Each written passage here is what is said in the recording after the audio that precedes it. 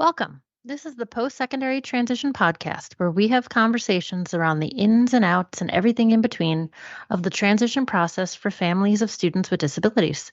I'm one of the hosts. My name is Meghan Smallwood, and I am a public school transition coordinator. And as always, I have my co host with me. My name is Patrick Cadigan. I am also a public school transition coordinator. I have hit the record button. I feel like we've been here before, but it's always a good thing. Meghan and I are back into our classic format where we get to talk to somebody. And as it turns out, Meghan, you want to tell everybody who we're talking to? Yeah, we brought back one of our favorites, Jamie Brodnax, because we figured self-directed and support brokers has been such a hot topic and it's only expanding. So it would be great to hear from the source of someone who lives it every day and just found out it's a lot that she's doing.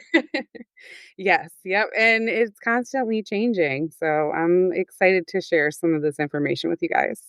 Quick update so that everyone knows what's going on. Because if I remember the last time that we talked, you were a coordinator of community service. So, Miss Brodnax, what has changed? So just over a year ago, I ended being a service coordinator and transitioned to a new role of being a support broker and have my own support broker agency now. And what is the name of that? It is Achieving Independence Support Services. Awesome. All right, no shameless self-promotion here. Come on. I gotta throw it in there. Okay, so I love these kinds of conversations because Meghan knows so much more than I do, so I get to play catch up. If you were asked to give a definition of a support broker, Jamie, how would you describe it?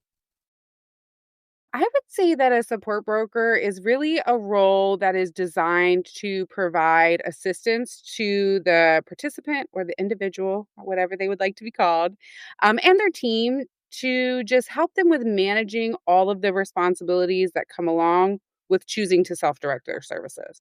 And now that is different than the coordinator of community services or CCS, right? Yes. Yep. Because I feel like a lot of families get confused with so many different titles and acronyms that they're not sure who does what, but the support broker is specifically for self-direction Yes. and in And addition to the coordinator. exactly. So every person that has DDA services gets a coordinator. It is typically not a person that you choose. It's someone that's assigned to you based on the agency that you choose to work with. But a support broker, we are interviewed, hired, chosen by the participant or their representative. And not everyone has to have a support broker or chooses to have a support broker. Only people in self-direction. And then even more specific, only people that have family as staff or a day-to-day administrator on their staff are required to have a support broker. Anybody can have one that's in self-direction, but it's not required unless you fit one of those two things. I see. So if family is working for the individual, then they are required to have it Yeah. always. Yeah. Okay. And then you said the day-to-day assistant, the Yeah. day-to-day administrator. A That's new something new. It is. It's relatively new. I wanna say it's been a thing for about 2 years, but more popular in the last year, year and a half, and that's a role that is similar to support broker and to the CCS. It's kind of like those 3 roles are there as those support roles, but the day-to-day administrator takes on a little bit more of the daily management. So maybe creating schedules, making appointments, supporting the person with their personal finances, the day-to-day needs of the team in the household, where the support broker is more focused on the self-directed aspect and the budgeting and making sure that things stay compliant, and the CCS really oversees a little bit of everything, but mainly focuses on that person-centered plan and the services and the implementation of those. So if the family, I know a lot of parents when they're thinking about self-directed, it's an overwhelming and daunting task to think about a schedule and trying to plan out what the individual will do every day. So it sounds like that day-to-day administrative assistant would be very helpful. Yeah, it definitely can be. And even more so, a lot of parents choose to take on that role for themselves and then have hired staff take on the role of being the support staff. Because a lot of times, as mom or dad or guardian, you're already doing those things. You're already making the appointments and helping with the finances. You already know the daily schedule and the things that are happening. So it's easy to fall into that role and then leave the services to someone else or do a combination. So the day-to-day if you were to have a day-to-day administrative assistant, that's not required. So you It is could now. potentially start with one, and then over time, as you become more comfortable, kinda take it out of the plan. Absolutely. And with day-to-day administrator too, that is not a role that is funded by DDA. So that's a role that a person has to use cost savings in their budget to fund. So it depends on, can you afford a day-to-day administrator? And maybe that's one of the things that I can help with is figuring out how to adjust the funding in some of the other services to leave money for that role. Ah, okay, whereas the support broker is actually, funded through the plan. Yes. So then Megan and I have said it a million times over that all of these things, transition in general, is very individualized. However, for Mhm. you, Jamie, what does a day look like for you? So it's funny you bring up the individualized part because it really is difficult to say because every day is different because every team is different. There are some things that I would say I do pretty commonly, maybe not every day, but I'm attending all of the PCP meetings and helping with identifying the best way to use the funding that DDA provides in their PCP. I'm also just helping the teams with understanding their budget because sometimes they're confusing to look at, especially if you're not a numbers person or somebody who's done a lot of budgeting. And then monitoring the spending that takes place throughout the year.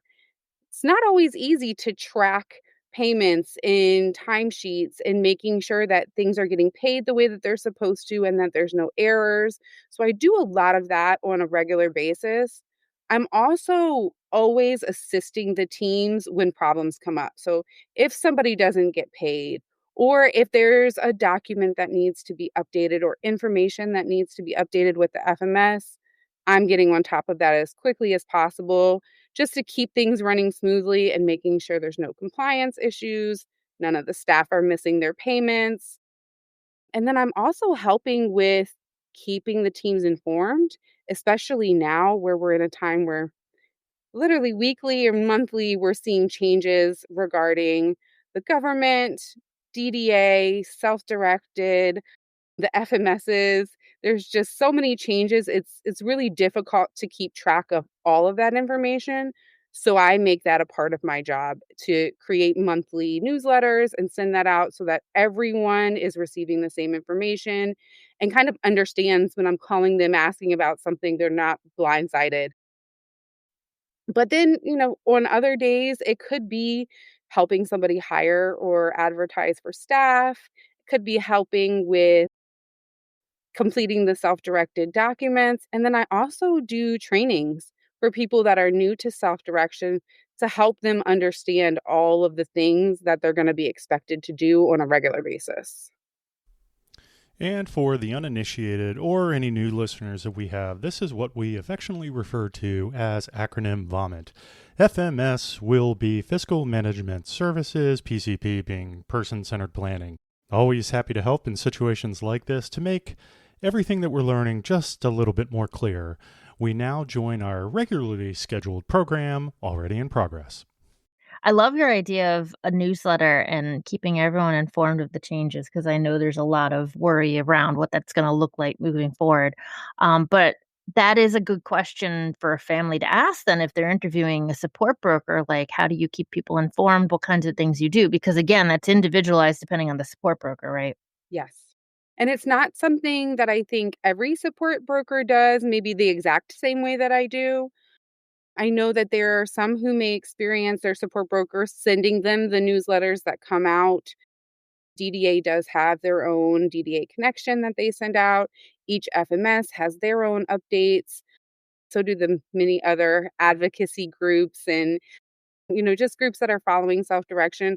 I just choose to keep track of all of those and put it together in one hopefully easy to understand newsletter and then send that out to everyone that I support and their teams at least once a month, unless there's no big changes, which since I've started, that hasn't happened.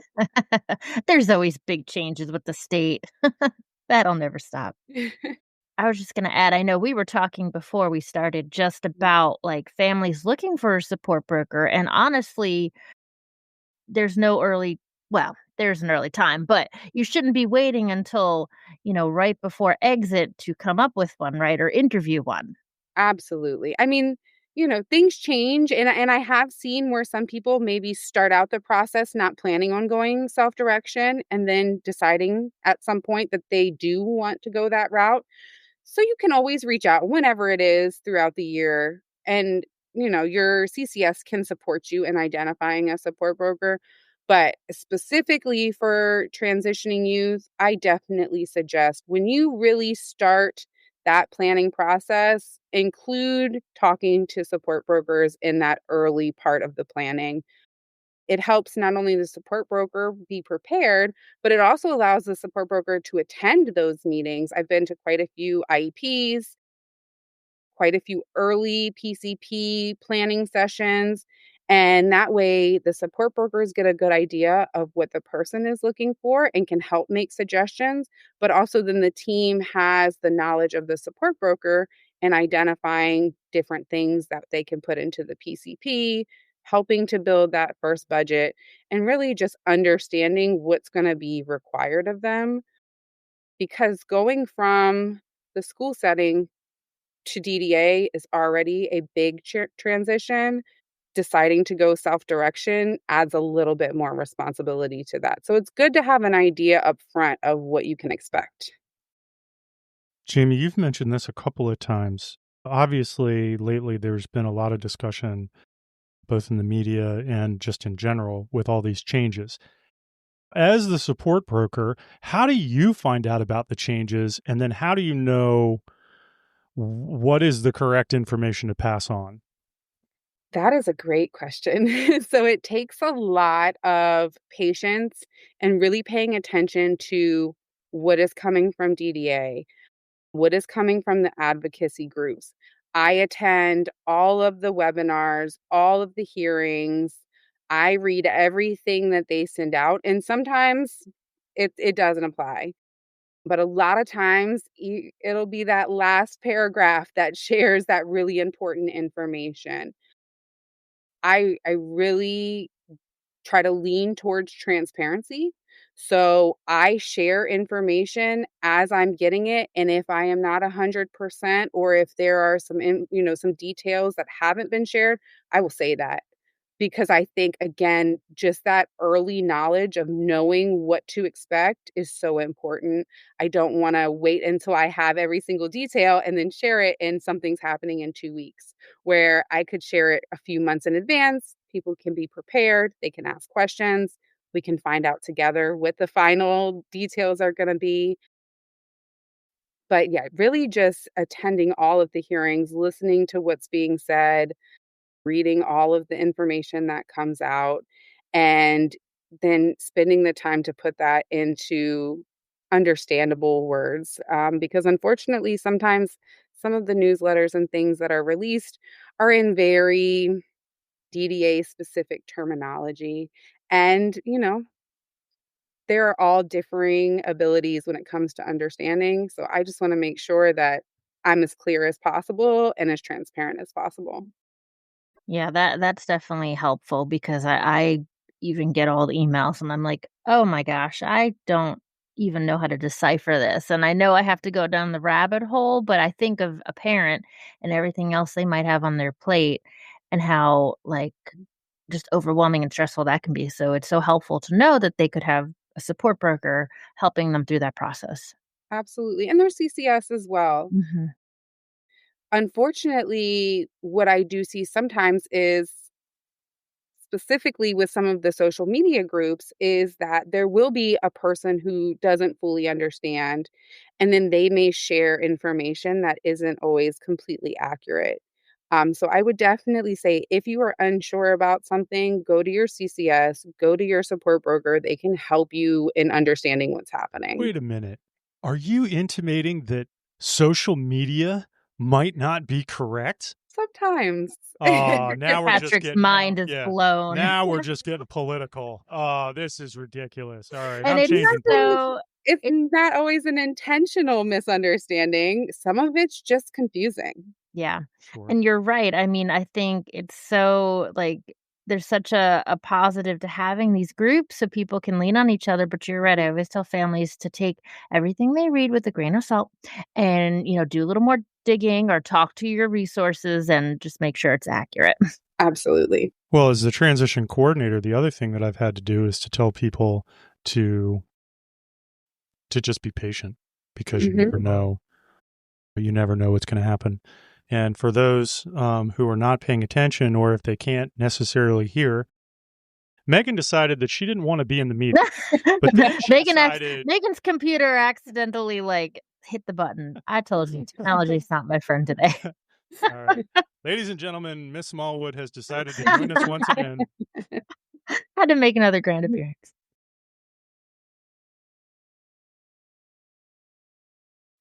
I was gonna say, I know, Jamie, you mentioned this before about helping, if you're selected early on in the process, you can be involved in some of the PCP or person-centered planning meetings and writing them for families.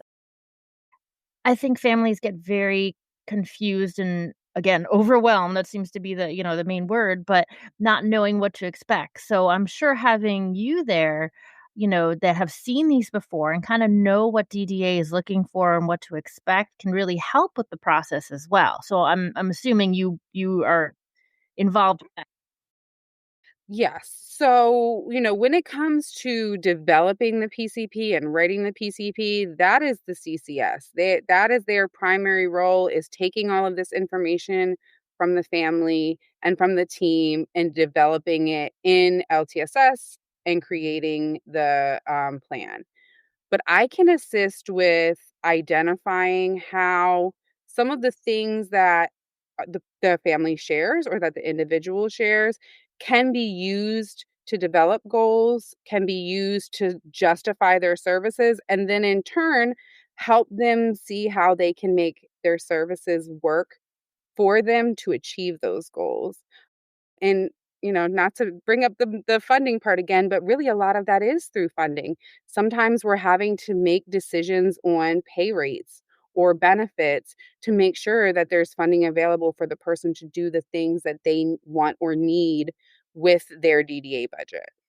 Yeah, and that's a great point too, because if you have been working closely with the family and you kind of know what they're looking for and you are attending IEP meetings or just getting to know the student, that can really add in an extra set of eyes on what kind of services might need to be included or what needs to be looked at moving forward. So, Absolutely. And it can also help me with identifying, is this a person who may want to get started early on creating advertisements and bringing on staff? Or maybe this is a person who would do better with a vendor and, attending a program or vendoring services.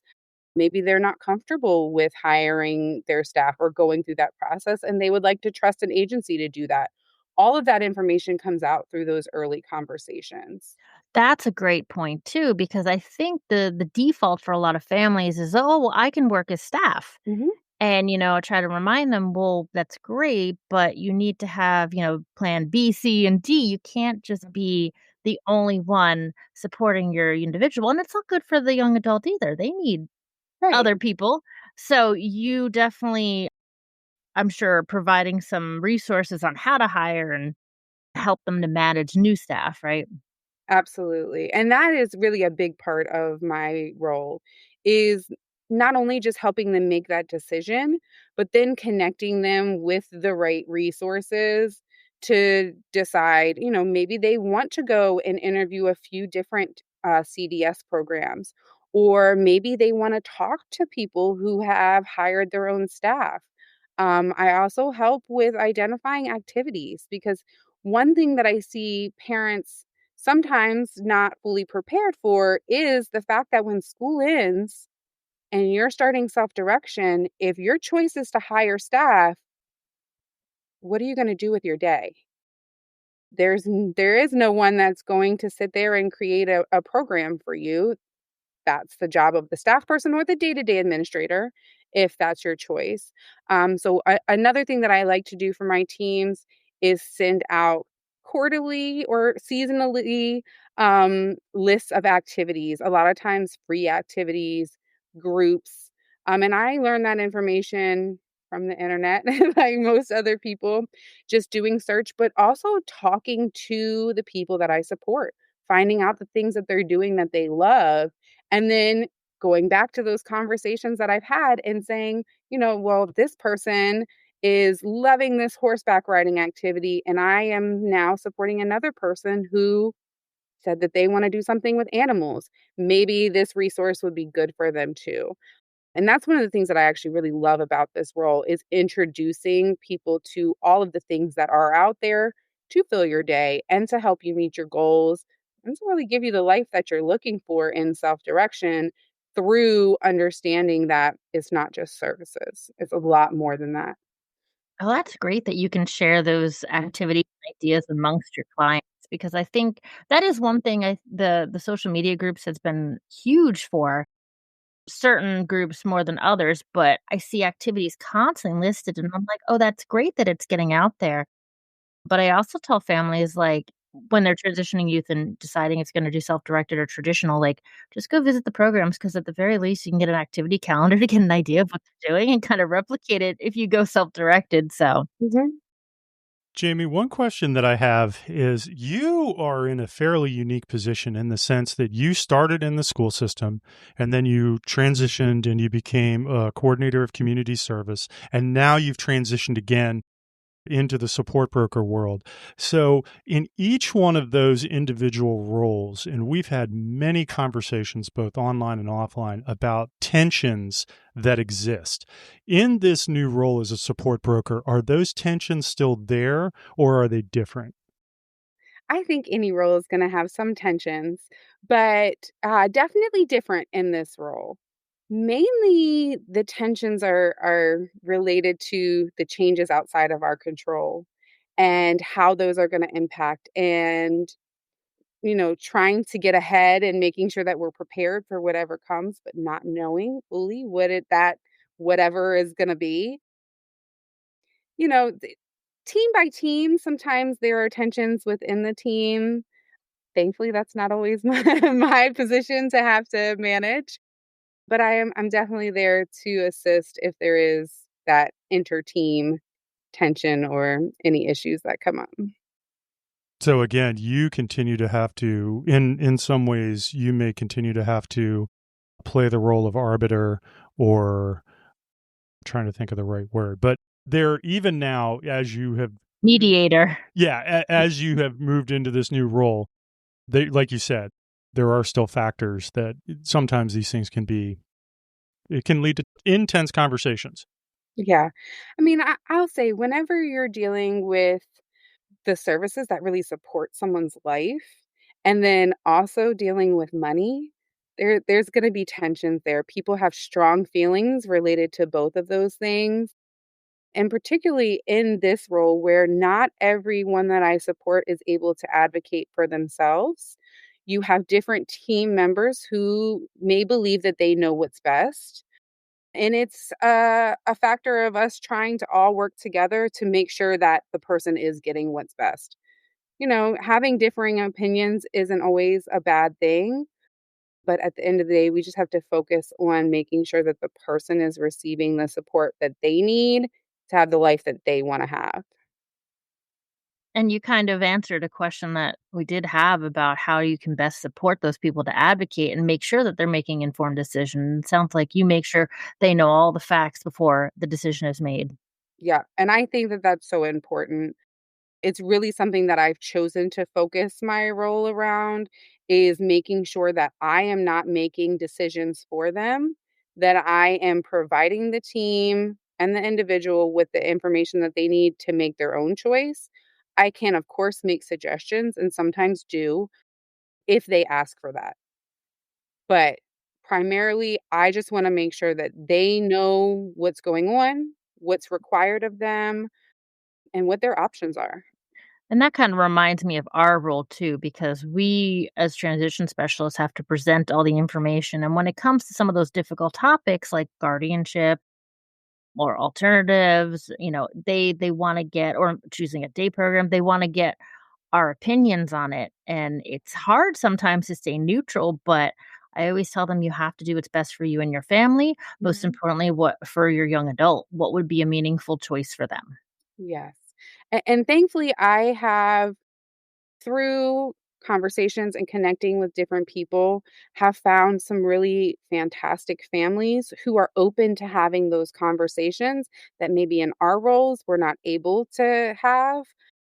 So one of the things that I do is if I have a family who is really struggling with making some decisions for themselves or fully understanding what different situations might look like for their child, connecting those families with other families who have been in similar situations. Of course, with both families being fully aware and agreeing to that connection. And understanding this is what they chose. Yes, So hear them out, but make sure you're making decisions based off of what works for you. absolutely. Always that caveat. And then kind of segueing a little bit, because I do have a systemic question. And what I mean by that Okay. is that what tools or systems do you use that helps you track all of the information that you're bringing in? Oh, there are so many. I will say, so when it's related to the budget and the individual's teams, thankfully, I don't have to choose which systems to use. Each FMS has their own system. It is a requirement to use their system if you use them as your fiscal management agency. So, we won't get into all of those because that could be a whole other conversation, but related to monitoring, managing the budget, monitoring and managing timesheets, each fiscal management agency has their own. For me personally, I use a lot of different folders and apps provided by my wonderful Microsoft account to manage all of the information that I am receiving. I'm also extremely organized when it comes to emails and separating the information from the things pertaining to specific clients. And I just keep track of things as they come in, really through reading them right away, identifying the important information, and then grouping them based off of what their topics are. And then I will go back and reread everything again and put all of that together to share with others.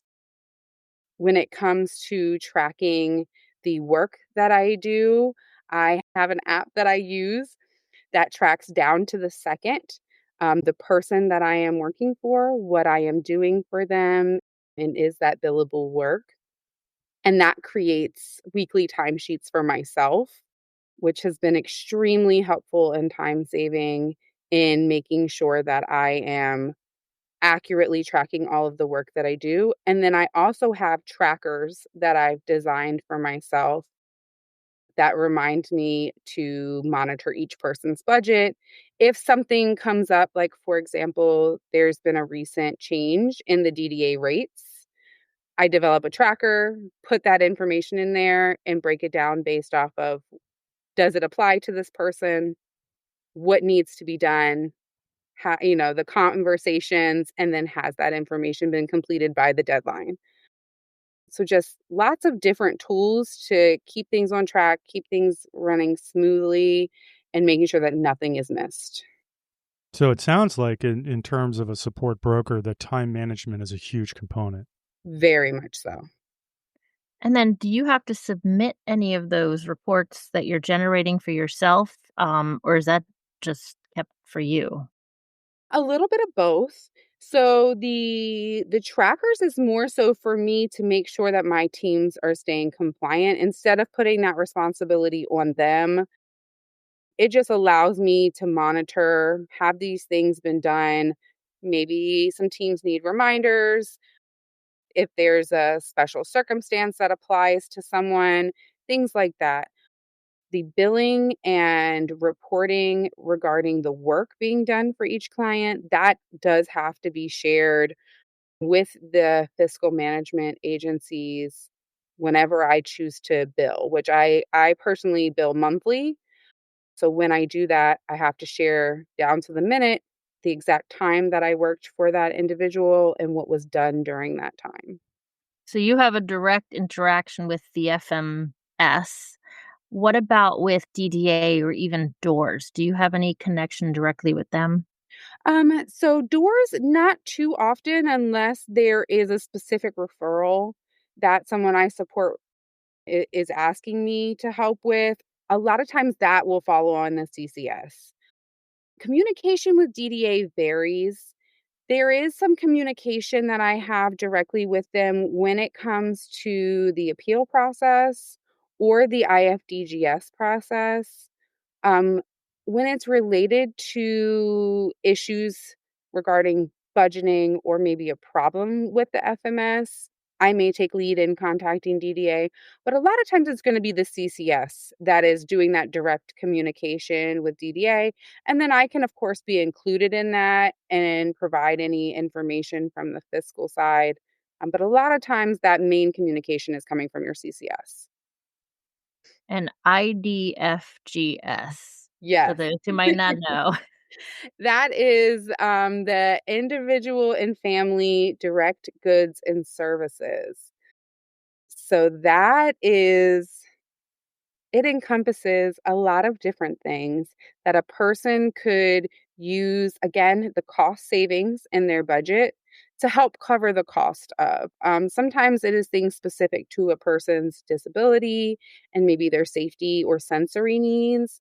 But sometimes it's also activities like gym memberships, horseback riding, swim classes, things like that, that maybe is a difficult cost for the individual or their family to take on for themselves.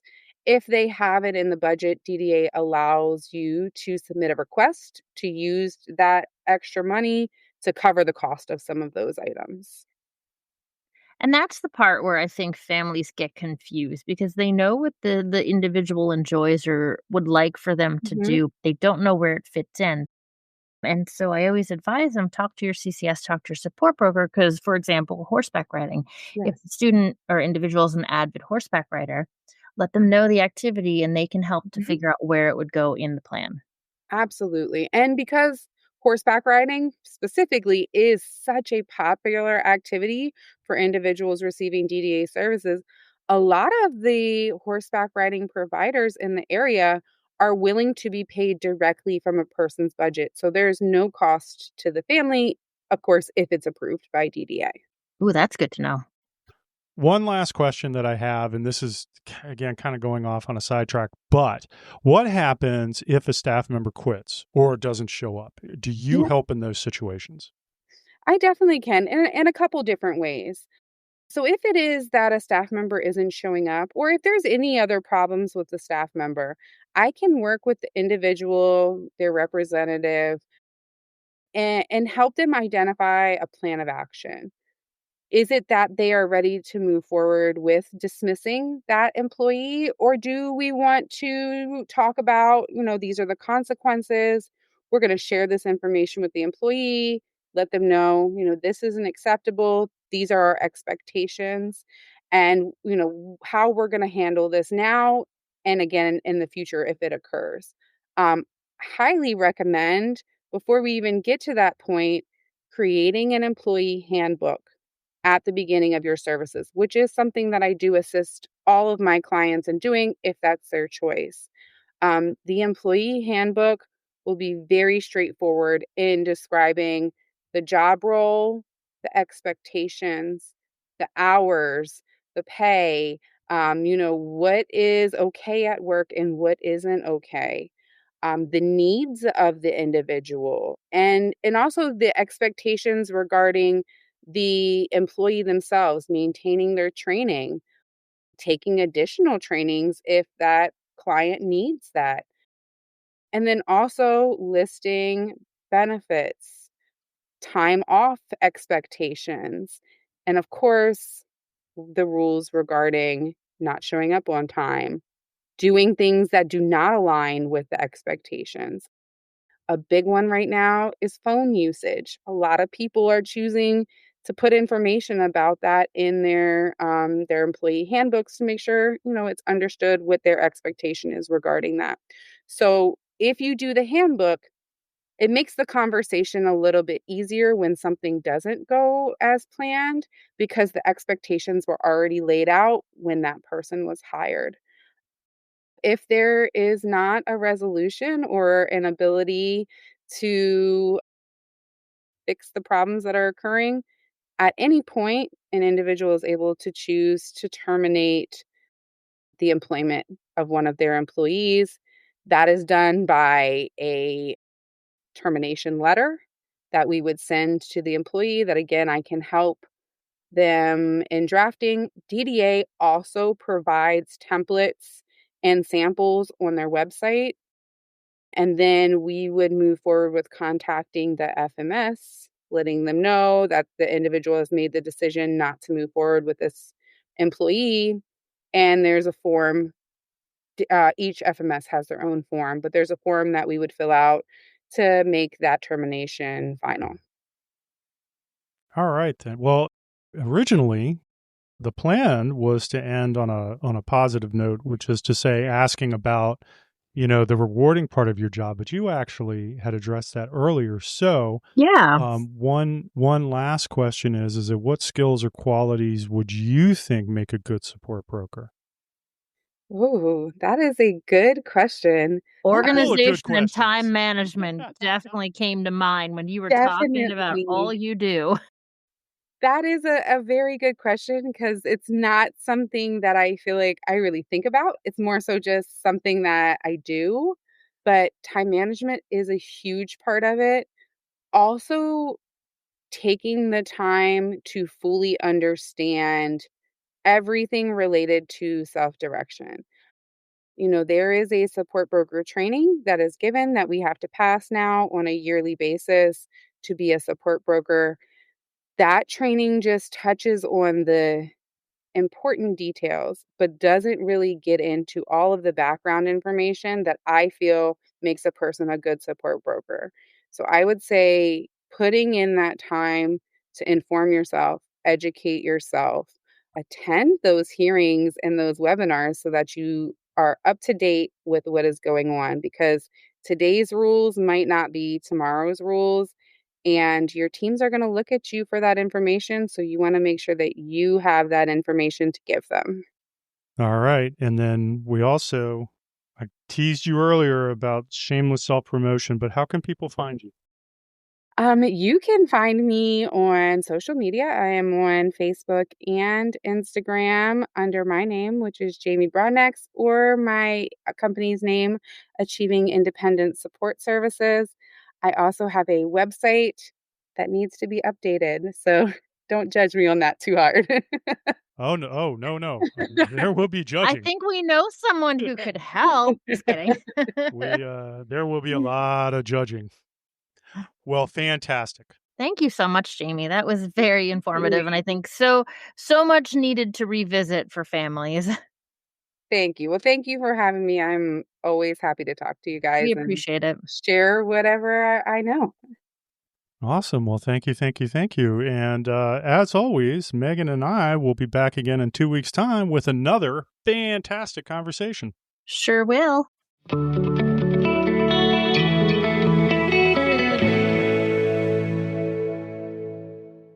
You'll find all the links to the information from our conversations in our show notes. We would love for the information from this and all our other discussions to reach as many families as possible, and we need your help to do that. You can find our conversations at www.p2transition.com. Like, follow, and share out the podcast.